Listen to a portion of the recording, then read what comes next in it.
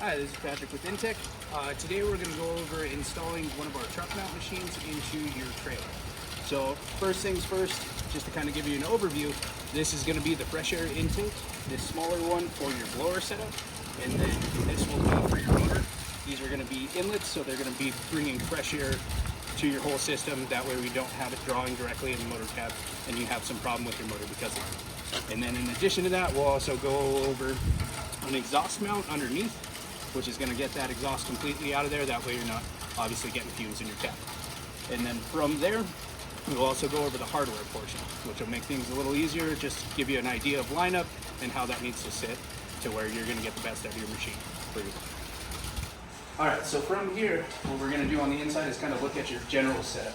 So what you're going to do for your motor is going to be a 10-inch hole sawed hole, just to be able to get that flange to come through to where we're going to attach another flange to your motor and tie that together with the hose. That way you're constantly getting fresh air from it. And on the other side, on the 4-inch side, you'll also need to do a 4 and an 1/8-inch hole with a hole saw as well. And that's going to tie directly to your blower. And that's going to feed that whole line so you have continuous airflow going through. All right, so from here, the way we have it set up now is to have the majority of your weight shifted towards the front of the tongue. I know this sounds counterintuitive, but once you load it up with insulation, it'll help balance out that weight in your trailer. Now, the primary thing that we're going to go over right now is going to be that hardware that drives through. So in this case down here, we've actually gone through a 3/8 hole.